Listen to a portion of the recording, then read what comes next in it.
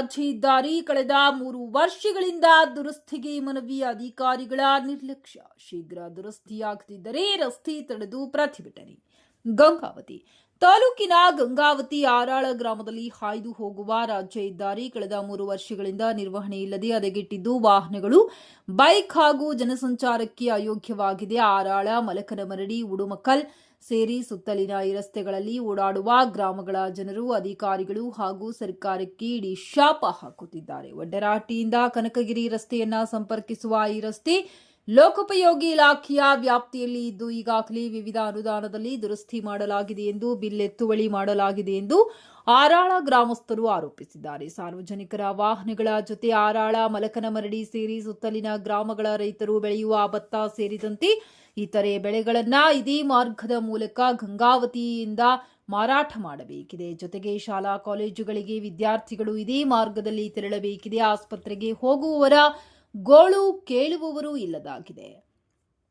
ತುಂಗಭದ್ರಾ ಎಡದಂಡೆಯ ಕಾಲುವೆ ಆರಾಳ ಗ್ರಾಮದ ಪಕ್ಕದಲ್ಲಿ ಹರಿಯುತ್ತಿದ್ದು ಗ್ರಾಮಕ್ಕೆ ಸಂಪರ್ಕ ಕಲ್ಪಿಸುವ ಸೇತುವೆ ಅವೈಜ್ಞಾನಿಕವಾಗಿದ್ದು ಪುನರ್ ನಿರ್ಮಾಣದ ಜೊತೆಗೆ ವಡ್ಡರಹಟ್ಟಿಯಿಂದ ಕನಕಗಿರಿ ರಸ್ತೆಯವರೆಗಿನ ರಸ್ತೆಯನ್ನ ದುರಸ್ತಿ ಮಾಡಲು ಅನೇಕ ವರ್ಷಗಳಿಂದ ಮನವಿ ಮಾಡಿದರೂ ಜನಪ್ರತಿನಿಧಿಗಳು ಮತ್ತು ಜನ ನಿರ್ಲಕ್ಷ್ಯ ವಹಿಸಿದ್ದು ರಸ್ತೆ ಕಾಮಗಾರಿ ಆರಂಭವಾಗದಿದ್ದರೆ ವಡ್ಡರಹಟ್ಟಿ ಕನಕಗಿರಿ ರಸ್ತೆ ತಡೆದು ಉಗ್ರ ಪ್ರತಿಭಟನೆ ನಡೆಸಲಾಗುತ್ತದೆ. ಆರಾಳ ಗ್ರಾಮಸ್ಥರು ತಿಳಿಸಿದ್ದಾರೆ. ಈ ಸಂದರ್ಭದಲ್ಲಿ ಆರಾಳ ಗ್ರಾಮದ ರೈತರಾದ ಹನುಮಂತಪ್ಪ ಡಂಬರ್, ಈಶಪ್ಪ ಕೋರಿ, ಬೆಟ್ಟಪ್ಪ ಇಳಿಗೇರ್, ಮಡಿವಾಳಪ್ಪ, ಶರಣಪ್ಪ, ರುದ್ರಗೌಡ, ಗವಿಸಿದ್ದಪ್ಪ, ಪಂಪಾಪತಿ, ವೆಂಕಟೇಶ್ ತಬಾಲಿ, ಫಕೀರಪ್ಪ, ಹರಿಜನ, ವೀರೇಶಪ್ಪ ಡ್ಯಾಗಿ ತಬಾಲಿ, ಉಮೇಶ್ ಪಂಪಾಪತಿ, ಹೆಚ್ ಹನುಮಂತಪ್ಪ ನಾಯ್ಕ, ಬಾಲಪ್ಪ ಭಜಂತ್ರಿ, ದುರ್ಗೇಶ್ ಹನುಮಂತಪ್ಪ, ಉಪ್ಪಾರ್ ಬಸಣ್ಣ, ಮ್ಯಾಗೇರಿ ಅನೇಕರು ಉಪಸ್ಥಿತರಿದ್ದರು.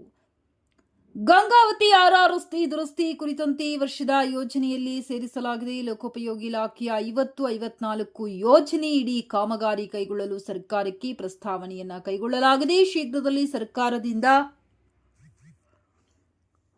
ಕಾಮಗಾರಿ ಮಾಡುವಂತೆ ಟೆಂಡರ್ ಸೇರಿದಂತೆ ಅಗತ್ಯ ಹಣಕಾಸು ನಿಗದಿಯಾಗಲಿದೆ. ವಿಶ್ವನಾಥ್, ಎಇ, ಲೋಕೋಪಯೋಗಿ ಇಲಾಖೆ.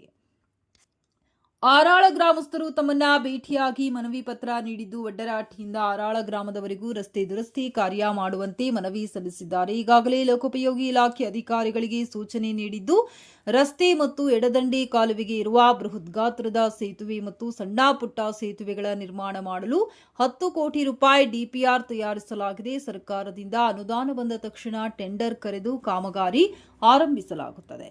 ಗಾಲಿ ಜನಾರ್ದನ ರೆಡ್ಡಿ, ಶಾಸಕ.